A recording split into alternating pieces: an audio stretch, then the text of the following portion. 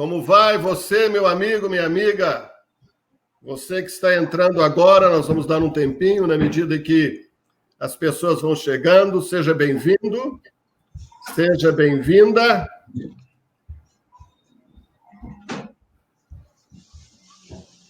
Tarcísio? Opa! Eu não estou achando aqui onde fazer a gravação. Gravação? Fugiu. Eu não sei. E vai ter que ser no seu mesmo, porque você que gerou aí o link, você que chamou. É incrível, porque ainda não entrou ninguém, mas já entraram 8 pessoas, um pouquinho de paciência, nós estamos tendo um probleminha aqui. Tudo bem, meu amigo? Minha amiga? Vamos ver.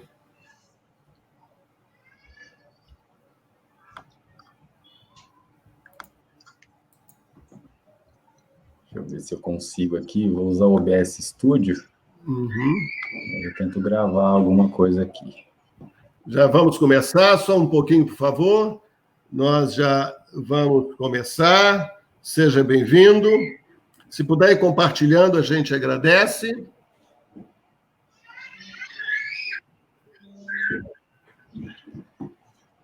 Olá, Diego.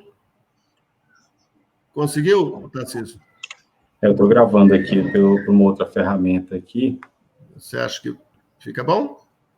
Fica assim. Deixa eu só fazer um teste aqui. Pois bem, nós estamos aqui começando esta live especial do Negócio Fechado. É com muita alegria que nós estamos recebendo conosco hoje o Ricardo Gouveia, é meu primo. Uma pessoa me escreveu assim, mas ele é Salum? Não, é Salum do Amor. Esse é do lado do meu pai, né? É Tarcísio, Lisboa, de Brasília. Ricardo está em São Paulo, eu estou aqui perto de Boston, nos Estados Unidos. A nossa proposta é trazer alguma coisa útil para você que está no mercado de trabalho, que mora aqui nos Estados Unidos, no Brasil. Estes são temas fascinantes, nós estamos vivendo dias sem precedentes, né? Pelo menos na nossa geração, em que a pandemia fez calar todo mundo, sossegar todo mundo. Não sei se estamos todos muito sossegados ou não, mas a proposta é a gente falar dos mercados, dos negócios e das profissões nessa época, especialmente pós a Covid-19. Eu gostaria que cada um se apresentasse. Eu sou Josimar Salum, presidente da Yusuf & Daniel, uma empresa que eu chamo Empresa do Reino, a Kingdom Company.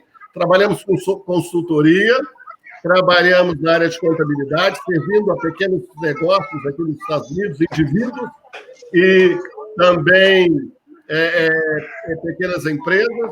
O nosso background é realmente na área de executiva. Tem um barulho aí no fundo, se puder colocar comigo. A nossa experiência começou com 15 anos de idade, fui trabalhar numa empresa em Belo Horizonte, trabalhei numa outra, e na terceira empresa do Grupo Itaminas, em Belo Horizonte, já tinha aí uns 20 anos, 21 anos de idade, e logo tive uma proposta para assumir um escritório na cidade de Itabirito, da mineradora lá, em Minas Gerais.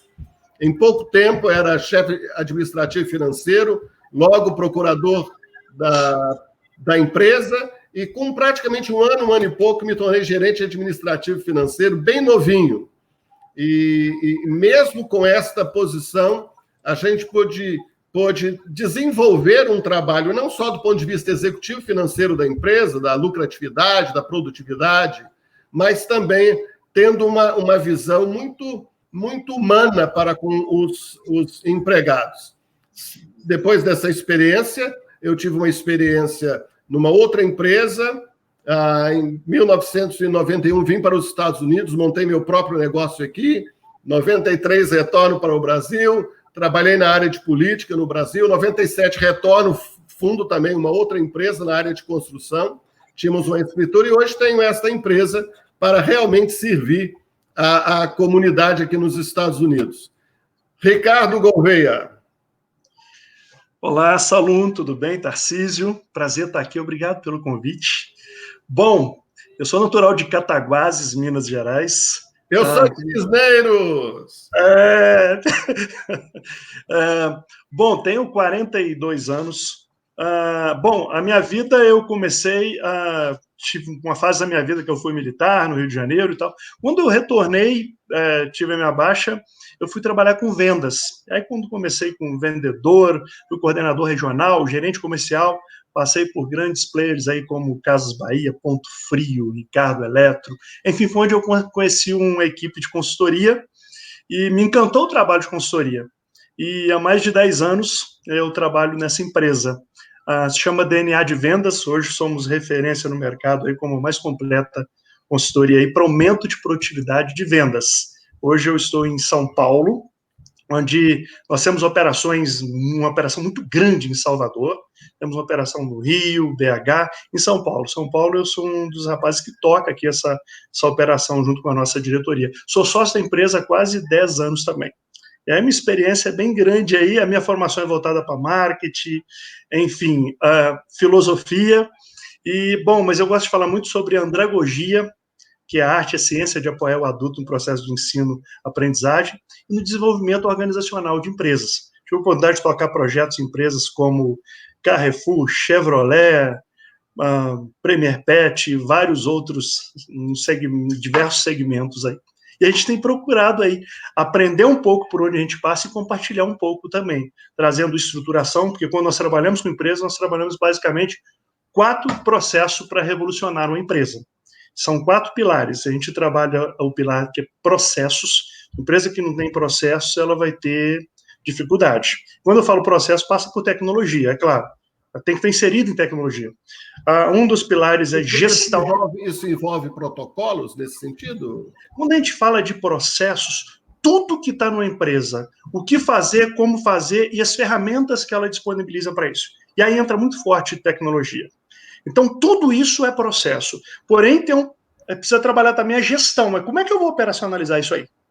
Se eu não consigo fazer isso aí, eu vou ter uma dificuldade muito grande com o processo. E aí, quando você trabalha tecnologia, quando você trabalha processo, você trabalha gestão, é importante entender que um dos pilares, para mim, é o principal, são pessoas. Porque não importa a tecnologia que você tem, não importa quanto está bem desenhado o processo, mas na hora de executar uma gestão, por mais que você tenha um modelo de gestão definido, quem vai executar é o ser humano. Eu fiz um evento recentemente, né, até por videoconferência, e a pessoa estava falando comigo o que eu acho da venda B2B quando a empresa está vendendo para outra. Falei, a primeira coisa que eu acho muito estranho esse negócio de uma empresa vender para outra, porque não é isso que eu vejo.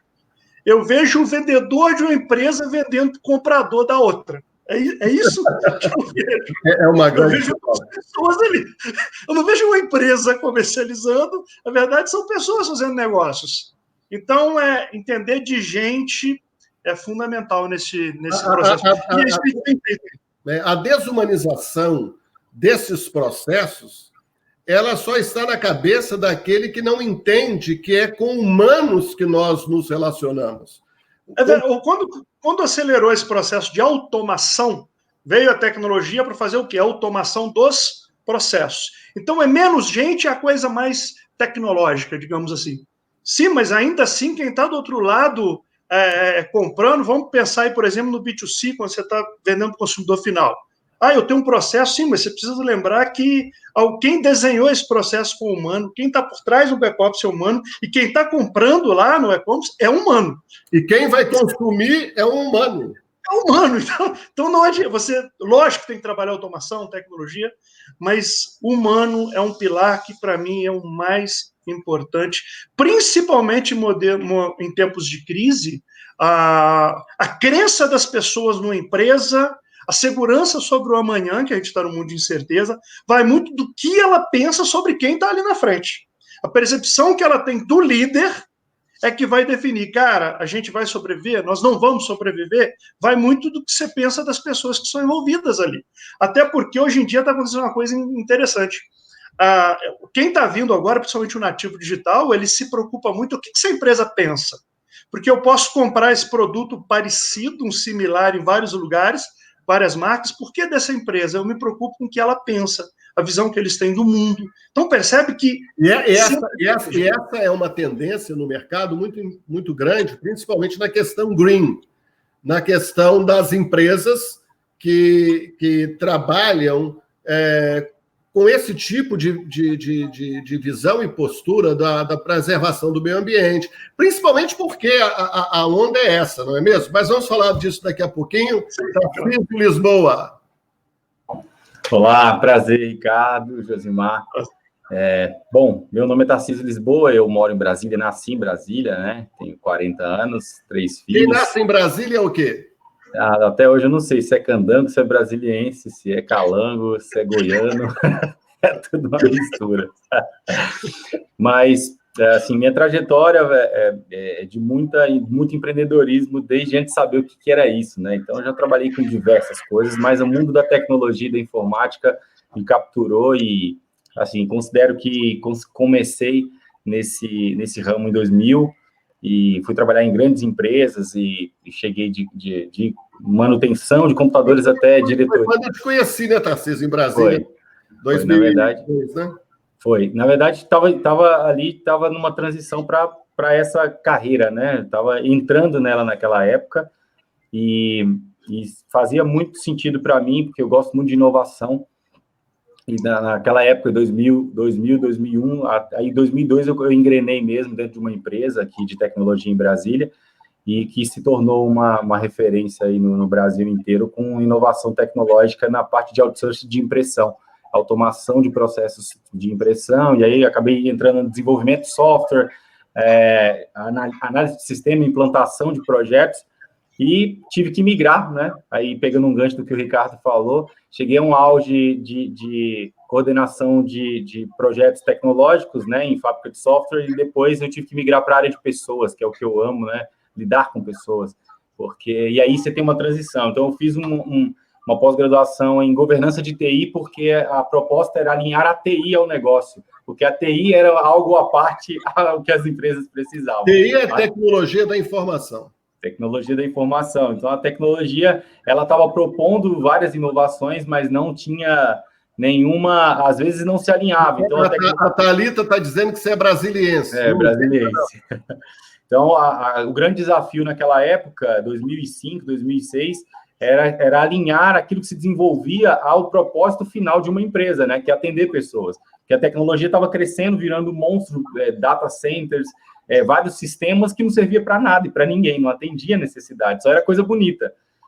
Os sites começaram a ficar melhores e tal, então migrei para a área de gestão de pessoas, e aí me tornei diretor de uma área de implantação de projetos, e aí comecei a trabalhar com essa parte de inovação e processos. Então, aí foi onde eu me encontrei, né? A área de processos.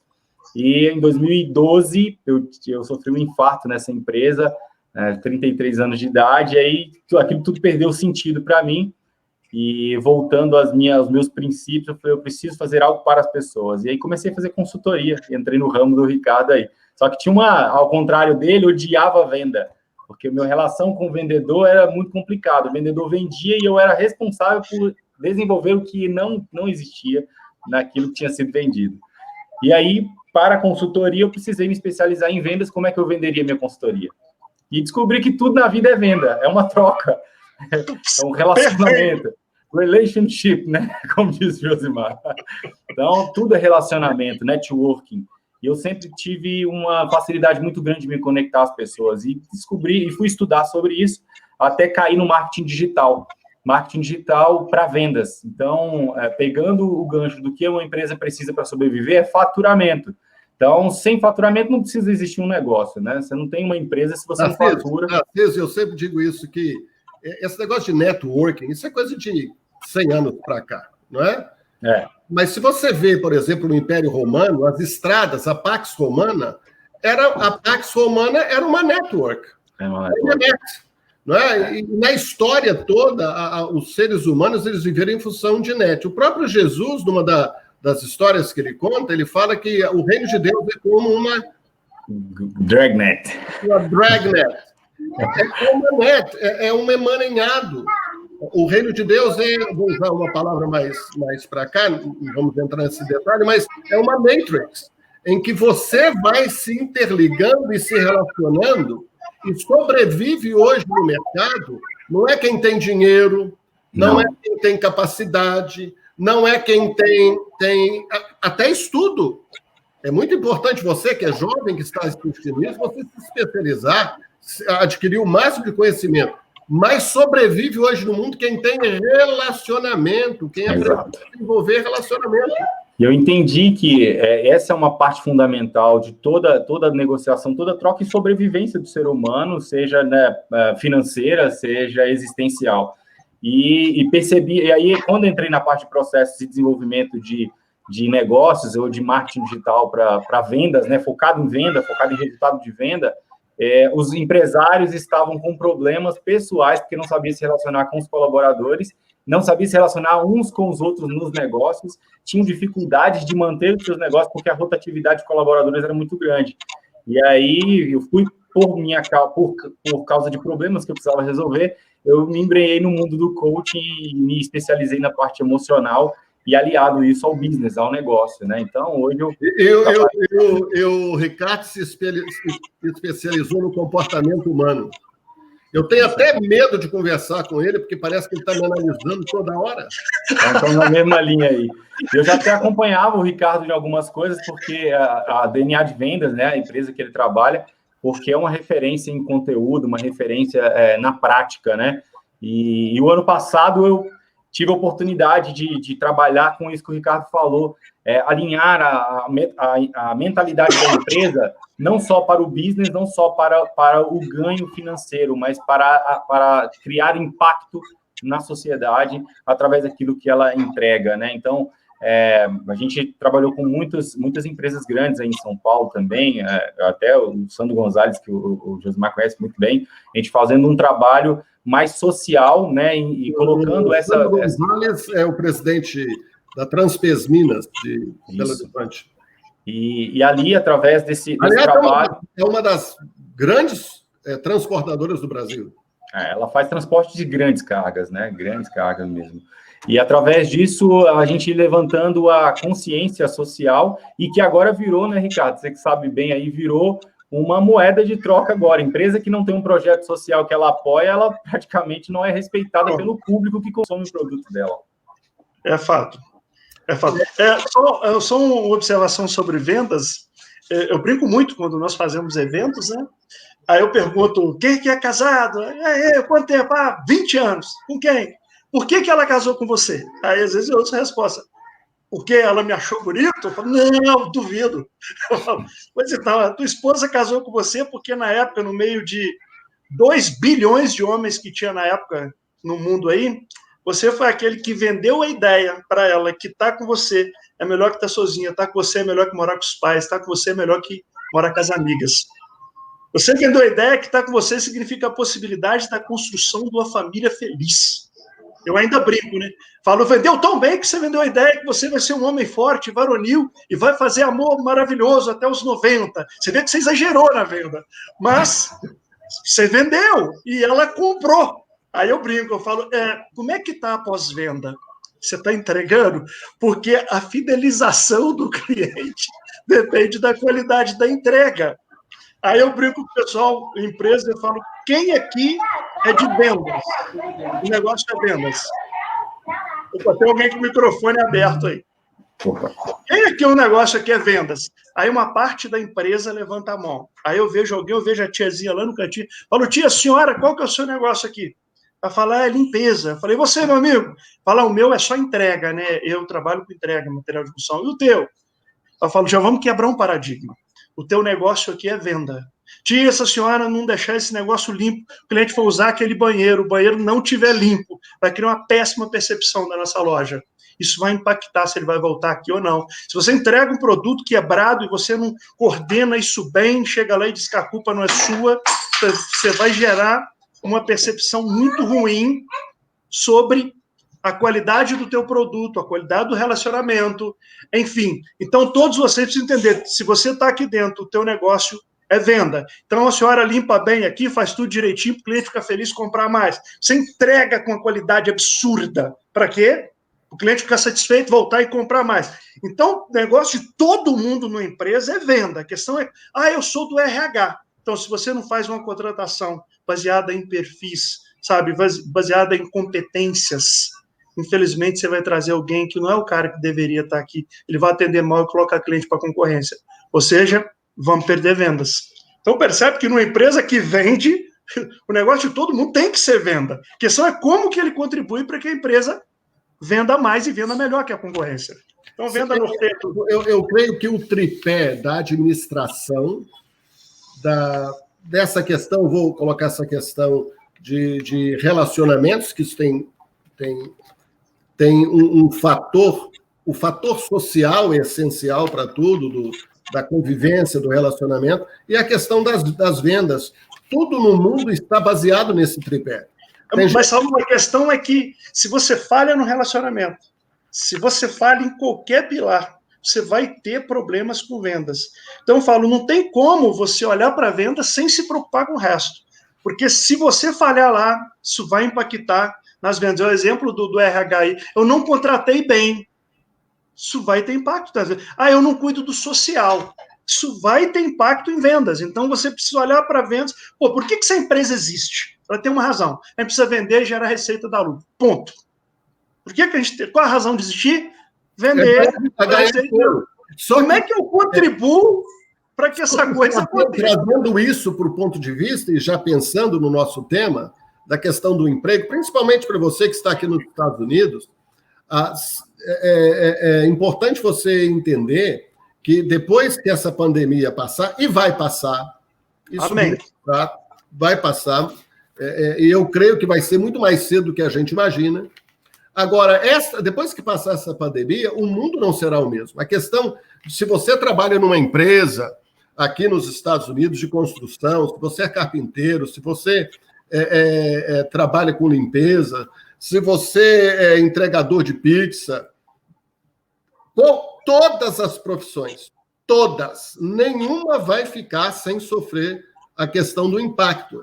Quando você fala do ponto de vista do entregador de pizza, ele não é entregador de pizza simplesmente. Ele é aquele que está dentro ainda do processo da venda, do cara que ligou pro restaurante, fez o pedido, e se você falhar na entrega daquilo que ele comprou, que o cliente comprou, enfim... Ele não vai comprar mais lá, você não vai ter... Você vai perder o emprego. Então, você tem que garantir que a venda ocorra. Tudo que você fizer na sua vida, seja nos relacionamentos familiares, seja... Eu comecei aqui nos Estados Unidos, na época, a gente não tinha língua, você vai trabalhar serviços de base. Eu cheguei aqui e falei assim, eu não vou trabalhar de empregado para os outros, eu vou montar minha empresa. Mas eu fui trabalhar, fazendo serviço de limpeza numa universidade aqui. E o banheiro que eu limpava era o banheiro mais limpo da universidade inteira. Porque quando nós descobrimos que nós vamos, a gente fazendo o melhor que a gente pode fazer com o que você tem, é a melhor maneira para você encarar a sua vida em qualquer profissão. Uma outra questão, eu queria caminhar para a gente seguir o nosso roteirinho que eu fiz, a insatisfação pessoal, a sua revolta com o governo, a sua revolta com as leis de imigração, a sua revolta porque você está longe de casa, a sua tristeza tem que ser dissipada para você sair e fazer o melhor, a sua presença ser agradável. Você não vende produtos, você vende sorrisos. Você não vende serviços, você vende simpatia. Fato. Você vende o seu estado de espírito. Às vezes, um olhar comunica mais do que alguma palavra. E é nessa linha que o Ricardo, pelo que eu entendi, está caminhando. Perfeito. Só um ponto. Eu estava no evento um dia e a moça disse, olha, o meu caso não se aplica, porque eu sou operadora de caixa. Falei, por que você foi contratada? Ela falou, porque precisava de alguém. Eu falei, tinha mais alguém na entrevista? Ela falou, tinha mais 4. Falei, quantas foram escolhidas? Ela falou, eu. Falei, sabe o que aconteceu ali? Você teve a capacidade de vender melhor para quem estava te entrevistando, que te contratar seria melhor que contratar uma das outras 4. Então, quando eu falo em vendas, estou sempre nesse produto. Não. Venda tem a ver com entrega, tem a ver com qualidade de uma entrega que supera a expectativa. Aí eu brinco no casamento. Problema, né? Eu falo assim, você vendeu a ideia que casar com você é uma boa.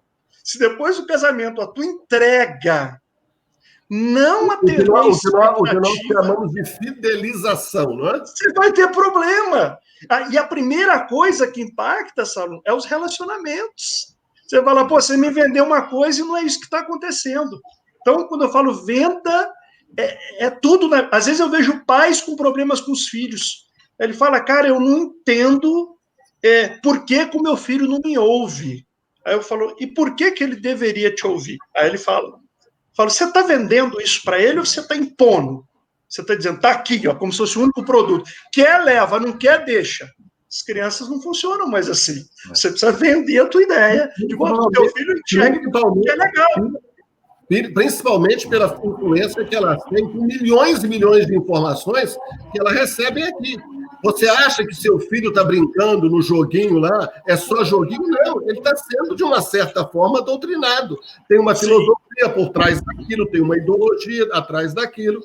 Não é? Agora, caminhando um pouco mais à frente, nós temos a questão do pós-Covid, né? Ficou claro, por exemplo, que as empresas que saíram na frente são aquelas que visualizaram um futuro em que a revolução digital, o comércio online, as relações, por exemplo... Agora, por exemplo, nós estamos usando uma ferramenta digital. Não é? Nós estamos... Agora mesmo eu estava numa live lá em Burundi, na África, no coração da África, um outro lá na Flórida, o outro estava... uma moça estava em Angola, enfim.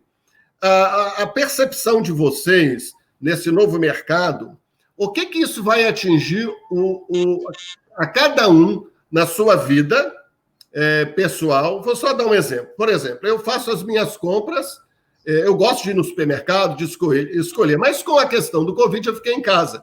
E eu passei a fazer compra online. Eu fiz numa empresa que me entrega os produtos aqui na minha porta, frutas, legumes, etc. Claro, você paga um pouco mais caro.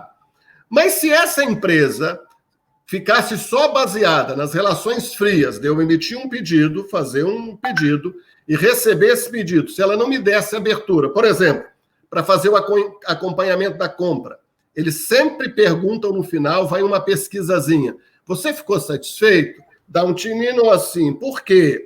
Segundo, se eu fizer uma reclamação depois, ela criou um esquema todo para me satisfazer e para me ter como cliente permanente dela. O que uma empresa pequena, Tarcísio, nessa época, vai poder fazer para que ele possa, no seu nível, no seu nicho, ele possa desenvolver um trabalho positivo? É a mentalidade, né? O que você falou, é mudar o comportamento. Na verdade, não significa que porque a pandemia chegou, que os negócios vão deixar de existir ou aquela empresa vai quebrar. O que ela precisa entender é como ela integra todos os canais de atendimento ao cliente e de experiência com esse cliente. A gente chama de omnichannel, né? Então, você unifica a maneira que você se relaciona com as pessoas. Vou dar um exemplo aqui prático. Assim, semana retrasada, eu implantei numa pequena empresa de um cliente um chat no site dele. Ele não tinha isso. É absurda a quantidade de pessoas que mandou mensagem para eles, perguntando sobre um determinado produto. Ele trabalha com produtos nessa área de saúde, e um oxímetro, que é um aparelho que você coloca no dedo para poder medir a oxigenação do sangue, né, ou do corpo e tudo. De 420 visitas no site dele, ele teve 380 pessoas indo nessa página interessada. E aí eu vi que estava tendo esse fluxo e fui perguntar, quanto você vendeu? Aí ele falou assim, não, a gente não estava nem sabendo. E eu estava mandando todo o fluxo do site para os vendedores dele. Mas eu já sabia que o processo dele não estava bom, mas eu só consigo provar para ele que ele não está incluído no contexto atual, que a empresa dele há 12 anos já parou de crescer, quando eu mostro a prova. Aí eu levo o relatório. De uma forma bem assim interessante, as pessoas acham que ela tem uma construtora, ou tem um negócio, uma pizzaria, ela vai abrir uma página no Facebook. Ele acha que colocar a página no Facebook já é um fantástico. Ou colocar, ou abrir, ou fazer um site. Há pessoas, por exemplo, mas eu tenho 150 mil na minha página. A pergunta que eu sempre faço: quanto você vende por mês com esse? Quanto achei a conversão desse funil de vendas? Exatamente. Não somente isso, mas pessoas que não trabalham na área de vendas de produtos, por exemplo, pessoas que são artistas ou que são... Qual é o tipo de relação, qual é o tipo de relacionamento? Porque o cara tem 100 mil pessoas numa página, ele posta um vídeo e o vídeo dá 500 views. Um outro que tem 1.000 pessoas na página dele, ele posta um vídeo e ele tem 1 milhão de views. Então, o que eu quero dizer com isso? Qual é esta relação, Ricardo? Não sei se você terminou, Tarcísio, se eu te cortei. Não, só concluindo, o que eu quero dizer com isso? O Omnichannel, e essa proximidade de relação que o Ricardo explicou muito bem. Omnichannel. Soletra. Omni, O-N-N-I, channel. Channel, de canal. Canal unificado, né? Então, você percebe que o comportamento, você tem que estar ligado ao comportamento das pessoas. Por exemplo, agora, o comportamento das pessoas, para você vender, por que as pessoas abrem lojas em shopping? Porque há um grande fluxo de pessoas ali. Então, você abriu, expôs o produto, colocou o produto ali, chamou a atenção por preço ou por estética. Hoje, onde é que as pessoas estão? Elas estão em casa, nos aparelhos. Então... Pergunta para um árabe, para um judeu. Fala assim, você vai montar... Eu quero montar uma venda. O que você vai vender? Não interessa. Eu não estou entendendo. O que você precisa, então? Eu só preciso saber aonde tem gente. Isso. Porque ele entende o comportamento e a necessidade das pessoas. Então, hoje, o que as pessoas estão precisando? Eu lancei recentemente um produto digital que a pessoa estava vendendo receitas de brigadeiro. A pessoa faturou 250 mil nos últimos 6 meses só com um produto de R$97. E hoje, as pessoas, como ser empreendedor fazendo brigadeiro em casa. A única coisa que a gente mudou agora na estratégia para ela voltar a fazer é assim, faça você brigadeiro em casa com a sua família. Então, você muda a oferta pela necessidade. Você atende o público pelo que ele precisa, não pelo que você quer vender. Então, concluindo, o que as empresas precisam entender hoje, é o que você falou, não é apenas ter um canal, ter um site, ter um Instagram, pagar uma agência para fazer tudo isso. Você precisa entender o processo e quem é o seu cliente e o que ele está precisando nesse exato momento. É se reinventar rápido. A própria Nestlé está fazendo isso agora com alguns processos de... O Banco Bradesco, o presidente do Banco Bradesco, o novo presidente, falou há uns 3 meses atrás numa revista, ele disse, se nós não nos reinventarmos para atender a demanda como as fintechs estão atendendo, nós vamos quebrar. Se o presidente falou isso... Repete. Se nós não nos reinventarmos e formos ágeis como as fintechs estão sendo na inovação... Quem são as fintechs? As fintechs são startups, né? São pequenas empresas que trabalham no ramo de finanças.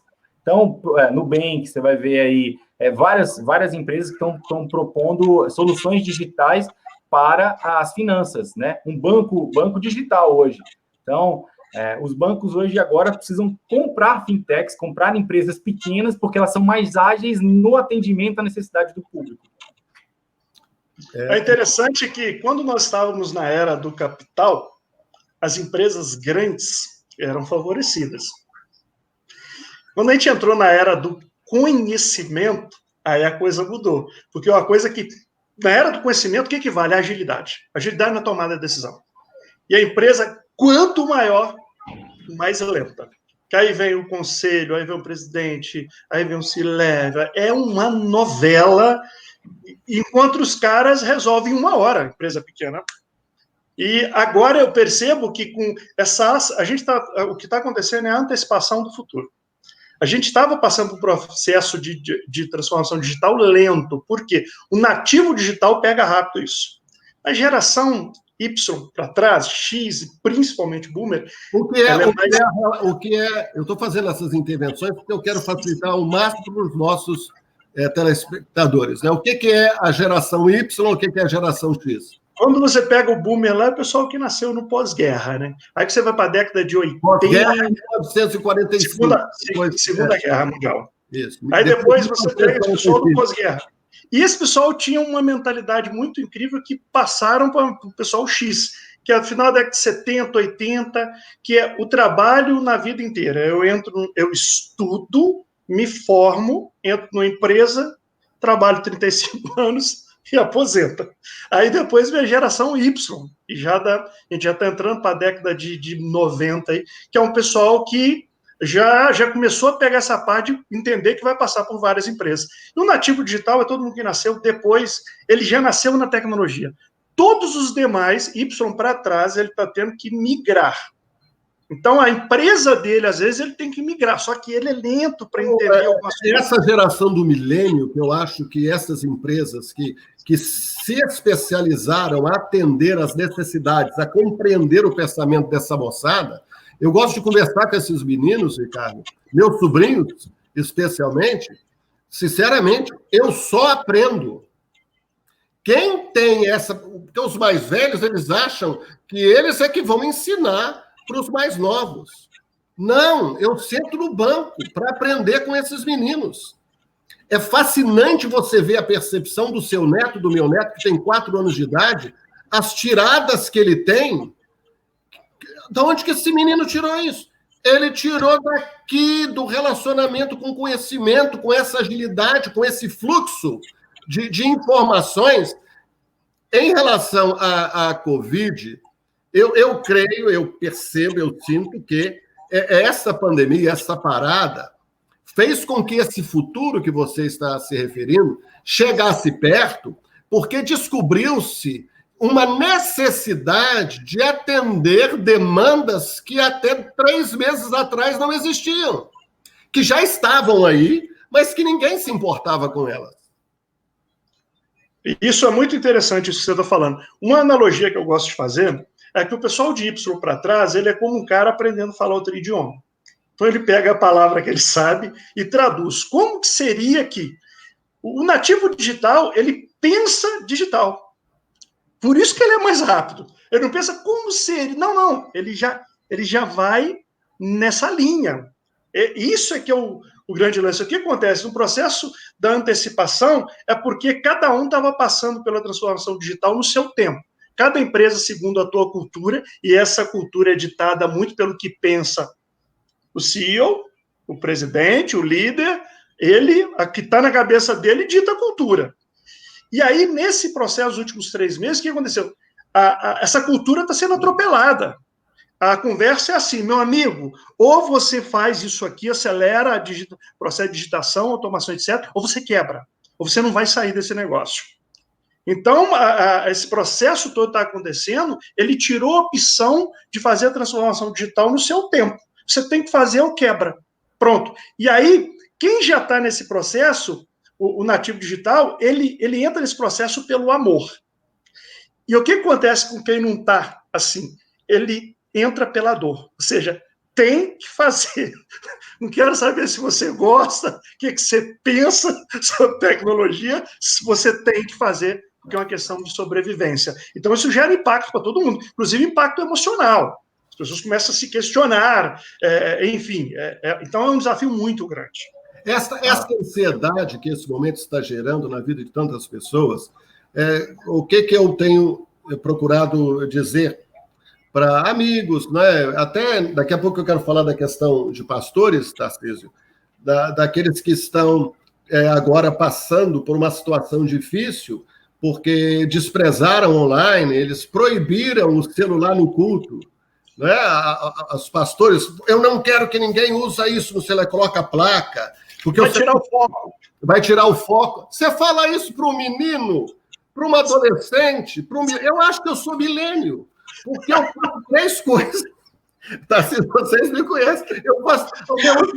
Quando eu vou pregar ou dar uma palavra numa igreja dessa, eu falo assim, meninos, onde estão os seus celulares? Liga aí. Esses meninos têm 1.000, 2.000, 3.000, 5.000 amigos no Facebook, no Instagram, no Snapchat. Eles têm um mundo. Eles têm mais membros na igreja deles do que aonde eles estão. que às vezes o pastor ele tem 100 membros, esses meninos têm 1.000 membros na congregação deles. Só que a congregação deles é digital. Então eu digo para eles, olha, o que eu for falando, que você for gostando, eu queria te pedir um favor, vai transmitindo, tuita, manda uma mensagem, tira uma foto. Em outras palavras, eu cativo a atenção dele para prestar atenção na mensagem e eu tenho que entregar, porque pode ser que a minha mensagem seja boring, enjoada, mas na medida que eles querem, aí você vai observar, eu vou fazer esse comentário, que eles pegam a mensagem e interpretam a mensagem e mandam a mensagem que eles querem. Isso é fascinante. Nós vivemos dias fascinantes. E se o pastor, se o líder não entender isso, ele vai para frente com a questão do advento online. Então, agora tem que transmitir o culto online. Não é transmitir o culto online. Tem um amigo meu, conhecido meu, ele ficou na frente do púlpito, a imagem distante, e 2 moças dançando na hora do culto. Não, você tem que estabelecer esse diálogo. Conexão direta. Fala, por favor. É o discipulado, né? É o discipulado, a conexão direta, como o Ricardo falou. É o discernimento dos tempos, né? Eu estava lendo uma passagem falando sobre os filhos de Issacar. Eles discerniam os tempos, é o que o Ricardo falou muito bem. Ou você discerne o tempo, ou você está no passado. Você não tem caminho para você. Não tem mais meio termo, né? Não tem. Eu estava ouvindo uma live de um pastor muito relevante aqui no Brasil, falando sobre essa transformação para a igreja dele, né, e tal. E ele falou assim, e tinha lá 200, 300 pastores nessa live, ele falou assim, vocês vão ter que inovar, porque contrate os meninos aí que sabem editar e fazer vídeo, eles vão ter que fazer rápido, você tem que contratar as pessoas que sabem digitar um e-mail, marketing, alguma coisa do tipo, para poder gerar eventos online. Gastaram fortunas fazendo estúdios de televisão em igreja. 100 mil, 200 mil. O menino com um celular, com um programinha, ele produz um vídeo mais poderoso. E viral, né? Viral, rápido. Ô, Saulo, tem uma coisa que eu tenho comigo, tá? Não estou embasando em dados para te falar isso. A percepção que eu tenho, isso vale para empresas, isso vale para líderes religiosos. A minha percepção é que, até então, o foco era muito expositivo. Então, um líder, por exemplo, tinha um programa de TV, ele ia lá expositivo, eu só estou jogando aí e pronto. Hoje, as pessoas querem interação. Então, eu quero dizer para você que, olha, não concordo. E aquilo lá? Mas o fulano, as pessoas querem interagir. E aí eu vou te falar uma coisa, nem todo mundo tem preparo, às vezes até emocional, para lidar com a interação. Porque na interação, a gente ouve coisas, lê coisas que a gente não gosta. Exemplo de uma empresa. Olha, o que vocês estão fazendo é uma mentira, sabia? Tá lá, você abriu a interação numa mídia social, alguém insatisfeito foi lá e pronto. O que acontece? Antigamente, como é que se dava alguém Eles deviam ser presos. Você vai no Reclame Aqui e tem lá, né, Ricardo? Como é que se dava a insatisfação? A insatisfação antes com um cliente, um membro de uma igreja, alguém no partido político, não importa. Ele estava insatisfeito com alguma coisa, com o sistema, com a liderança, ele falava para quem? Muitas vezes nem falava para a fonte da insatisfação. Ele falava para amigos, vizinhos, não passava de 100 pessoas. Hoje você vai lá, fala, e o que você fala impacta milhares. E outros simplesmente saíam da igreja, ou saíam do grupo, saíam e iam embora. Né? Pronto. Outros, hoje não. Hoje eu vou reclamar porque eu quero ficar. Então, se a gente não está aberto para entender, porque tem uma coisa... O que é uma tendência? As pessoas, entre ação e reação, as pessoas muitas vezes não se atentam a isso. Entre ação e reação acontece um processo de milésimo de segundo, só que ele passa por várias etapas. Eu vi algo que eu não gostei, eu reagi, mas nesse milésimo eu vi, ouvi, me fez sentir. Então, a minha parte sensorial ouve, vê, sente. E aí, uma parte do meu cérebro vai, em o córtex pré-frontal, ele vai entrar em cena para interpretar aquilo ali que eu estou vendo, sentindo, interpretar. E aí eu vou interpretar com base em quê? Os meus valores, as minhas experiências, as minhas emoções, às vezes nos meus interesses, às vezes nos meus medos, e por aí vai. Com base nisso, eu vou definir o que é bom, o que é ruim, ou o que eu estou em dúvida. Acho que eu vou ouvir mais para entender. E a minha reação é em cima disso. Então, nem toda empresa, nem todo mundo está preparado para perceber que quem está do lado de lá não vai interpretar com o teu filtro. Ele vai interpretar com o filtro dele, com as experiências dele. E isso gera atrito. Só que antes esse atrito não entrava numa arena. Hoje, a internet é uma arena. A definição de comunicação que eu mais gosto, e eu trago comigo desde quando era adolescente, é que a comunicação não é aquilo que você fala, mas é o que o outro entende. Perfeito. O que a pessoa está entendendo daquilo que você está falando, seja uma mensagem, seja uma pregação, seja um ensino. Agora, abordando a questão da educação online, eu já uso esses processos, essas ferramentas, há muitos e muitos anos, porque eu percebi isso há muitos anos, na época da América Online, aquela empresa, né? You Got Mail, né? Eu não sei se vocês lembram disso. Tinha aqueles grupinhos, tinha aquele outro que eu esqueci, Tarcísio, Ricardo, que tinha parecia folhazinhas, que não era o Orkut, não, fugiu agora, que você fazia chat, você conversava. Eu estava no grupo, hein? ICQ? Eu acho que eu não lembro, agora é um desses aí, antigo, eu sou antigo nesse negócio. Agora, quando a gente usava essas ferramentas, o pessoal religioso, isso é do anticristo, isso é do demônio, isso é do diabo. Você está se envolvendo com as coisas. Agora está todo mundo aí usando essas ferramentas, e eu usei sempre essas ferramentas. O nosso trabalho todo no Burundi, porque lá eles têm questão de internet, não tem equipamentos, não tem. Nós usamos o WhatsApp. Nós temos salas de aula no WhatsApp, literalmente. Tarcísio tem acompanhado isso há mais tempo, em que a gente dá aula e a escola de transformação que nós desenvolvemos é uma escola de transformação 24 horas. Então, eu vou no lugar, temos classes presenciais, mas nós pegamos o WhatsApp um do outro e essa classe ela continua no dia a dia. Então, esses meninos interagem, nós interagimos com ele, respondendo, e entra em vídeo, e interação, e socorrendo 24 horas. Esta é a educação online. Não é simplesmente essas empresas que têm. Eu tenho amigos dessa área, aí da Faminas, eu tenho um amigo que foi responsável por 35 mil alunos, ele é da área da educação, o doutor Ricardo, que está aqui hoje dos Estados Unidos, em que eles não só simplesmente têm salas de aula, e a criança, ou o menino, ou o jovem vai lá para se formar num curso. Mas essa questão da educação online, ela está se provando no meio da crise.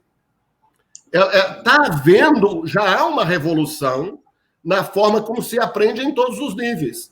Eu vi o Ricardo dizendo isso, e eu também tenho falado sobre isso. Antes você entrava, era aluno por 4 anos. Agora não, se você não é aluno para sempre, você está fora. O que Perfeita sua colocação. O que vocês têm para me dizer? Se alguém tiver alguma pergunta, nós já estamos caminhando para o final, temos mais 12 minutos. Ricardo, me permite uma colocação sobre isso? Eu brinco muito em eventos, eu pergunto assim, quem aqui já concluiu os seus estudos? Eu falo sério. A pessoa, quanto tempo que você concluiu? O meu já tem uns 10 anos já que eu concluí. Falou, a gente tem um problema aqui. A gente tem um problema. A gente tem um problema muito grande, porque no mundo de hoje não dá para você concluir seus estudos. Você vai ter que estudar todo dia, porque o que você aprendeu ontem no curso, hoje já está obsoleto. Aí eu brinco pro cara, falo, quem aqui tem mais de 10 anos de experiência? Aí o cara, eu tenho 10. Eu falo, você tem 10 anos de experiência ou de aprendizagem? Porque às vezes você aprendeu quando eu você aprende no primeiro ano e está replicando esse conhecimento durante 10 anos. Você vai ter um problema. Agora, se você tem 10 anos de aprendizagem, cara, você está aprendendo muito. Provavelmente você aprendeu ontem. E aí entra também um conceito que você vê que até a área da educação, que já vinha aí nesse processo de transformação já caminhando bem, você vê que ela tem falhas. E vai ser provada agora, uma delas. Desculpa, eu tomo muita água. A gente fala muito aqui no Brasil em ensino à distância. Aí você já percebe que o conceito já está todo errado. Se a pessoa usa o termo ensino, ela está pensando no ponto de vista do professor. Então, na minha cabeça, você não pode usar o termo ensino. Você tem que usar o termo aprendizagem. Não me importa o que ele ensinou. Importa que o cara aprendeu e é capaz de converter isso onde ele esteja. Não existe mais. Nós vamos entrando no Brasil, não existe mais Israel, não existe. Olha aqui agora. Qual a importância de onde você está? Quebrando os dois, não importa. A empresa que estiver preocupada com o ensino vai ter problema. Você tem que propor o seguinte: como é que eu garanto uma aprendizagem que o cara consegue rapidamente converter isso em resultados com a empresa? Então, a questão não pode ser mais ensino, isso é aprendizagem. Ponto 2, se a distância não existe mais. A questão não é a distância, a questão é a qualidade com que essa aprendizagem é recebida. A questão é a qualidade. Aí, nesse ponto, vai haver algo incrível, porque as pessoas sempre olharam para o professor. E aí que vai estar a grande mudança. Porque qualquer cara que é bom de didática, que é bom de vídeo, ele faz uma aula incrível, que vai ser gravada, na maioria das vezes, e replicada. Ele não sabe nada do assunto que ele não conhece nada do assunto. A chave do negócio vai ser o tutor. Aquele que está lá, que eu entro, jogo uma dúvida e ele me dá um show. Eu tenho uma Quem está ali no vídeo assim. vai ser legal? Vai. Mas você vai ter que ter um tutor lá, que era então alguém secundário. Pega aquele estagiário e põe na tudo. Não. Ele vai ser o mais importante, porque muita coisa vai vir dele. Então, vai trazer aí um processo de dar brilho, dar voz a essa pessoa da tutoria, e não ficar basicamente no vídeo. Quem está lá. Tem uma experiência prática aqui, Ricardo, que é a seguinte: os professores aqui do DF, eles precisam agora, do Brasil inteiro, precisam agora dar aulas, gravar as aulas para mandar para os alunos ou fazer a aula online, né? Sim. Eu atendi 4 professores na semana passada. A gente fez várias palestras antes da pandemia e pegamos muito contato com os professores. Tem um grupo nosso aqui, esses professores, tem professores pedindo demissão de escolas particulares porque não consegue interagir com a câmera e dar a mesma aula para a câmera que ele dá na sala de aula, não consegue ter a mesma performance. Ele manda o vídeo para o coordenador manda de volta, ou o pai reclama, ou a escola não aceita. Então, tem 4 pessoas aqui entrando em colapso. Uma delas já pediu demissão da escola na pandemia, precisando de emprego, por causa dessa falta de habilidade de lidar com isso que você falou, é ser tutor, né? Não é ser mais professor. Porque a internet já é professor, a internet já está tudo escrito, os caras lê lá, o pai lê para o menino e tudo, tem livros. Agora, como aplicar isso na vida prática? Eu acho que o carro pega aqui. O que vale hoje é o que você pode fazer de forma prática. Prática? Né? Há uma passagem na Bíblia que diz assim: assim falai, assim procedei. Se você não tem como proceder, nada do que você está falando vale. E essa geração hoje, Ricardo Tarcísio, eles estão cansados de lições verbais. Eles querem coisa prática que funciona, coisas que dão resultado e que sejam acopladas ou ligadas à vida e ao testemunho da pessoa. Do ponto de vista da empresa que vocês estão tratando, não é simplesmente mais uma empresa que tem um bom produto, mas se ela aplica na área social, se ela não tem escândalos envolvidos. Porque o mundo, embora o mundo, alguém possa dizer está podre, não está podre, não. Tem muita gente boa, tem muita gente de caráter, tem muita cabeça boa nesse mundo, tem muitos jovens. São milhões que sabem que sabem viver a vida e que estão influenciando. Nós temos 5 minutos, eu quero dar 2 minutos e meio para cada um, para poder compartilhar o que desejar. Muito obrigado a vocês, muito obrigado a todos aqueles que estão participando, os que estão assistindo depois da live. Foi uma experiência fantástica, eu amo esses assuntos, e estar aí com 2 professores, com 2 mestres, me abençoam demais. Tarcísio, fica à vontade. Obrigado pela honra. Acho muito importante isso, que eu poderia concluir aqui falando, e a gente até acabou não dando tempo de entrar no assunto, sobre profissões, né? E dando a dica aí para o pessoal que está dentro dessa live aí. Né? Mas diretamente, procurar olhar para o que está acontecendo à volta, né? Você que é profissional aí que mora nos Estados Unidos, você que mora no Brasil, você que tem parentes em qualquer outro lugar do mundo, a tecnologia nos aproximou e nos trouxe a possibilidade de arrumar soluções, de criar soluções. E nós somos resolvedores de problemas. Sinto muito se você não gosta de problema, mas você nasceu para resolver problemas, né? E através de como você resolve esse problema, você consegue trazer uma multidão de pessoas que vão não só dar crédito às soluções que você está criando, mas você vai gerar negócios, você vai gerar e entender que business não é só troca de dinheiro, né? O dinheiro ele é uma consequência, o business é exatamente essa relação em que nós tornamos o mundo um pouco cada vez melhor, né? Acho que o mundo nunca foi tão melhor do que está sendo agora. Eu conversava com o Josimar ontem e falei assim, nunca dei tanta risada na minha vida de que as coisas estão tão bem do que agora. Não satirizando a situação atual da pandemia. Não estou satirizando, não. Não é satirizando, mas é trazendo uma realidade de visão de oportunidade. Então, a palavra que eu gostaria de deixar é veja as oportunidades, né? A crise é a oportunidade, a crise é a sensação de que alguma coisa que não está no lugar precisa ser colocada naquele lugar que você enxergou e que ninguém se predispôs a fazer. E você, com certeza, olhando para isso com carinho, você vai exercer sua vocação e terminar as coisas fazendo algo inovador, como outros fizeram. A tecnologia não chegou aqui por um acaso. A tecnologia chegou aqui porque alguém viu que alguma coisa não estava sendo feita e que era possível se fazer. E fazer da forma mais rápida. Fazer da forma rápida. Ricardo. Bom, nós estamos vivendo um momento de disruptura. Ou seja, a gente vai ter que trazer muitas pessoas, principalmente quem é autônomo, quem é empreendedor, tem seu pequeno, médio negócio, vai ter que trazer soluções de uma forma diferente. E aí, para essas pessoas, eu queria dizer o seguinte, cara, não pense que as coisas começam do zero. Existe um negócio chamado inovação combinatorial.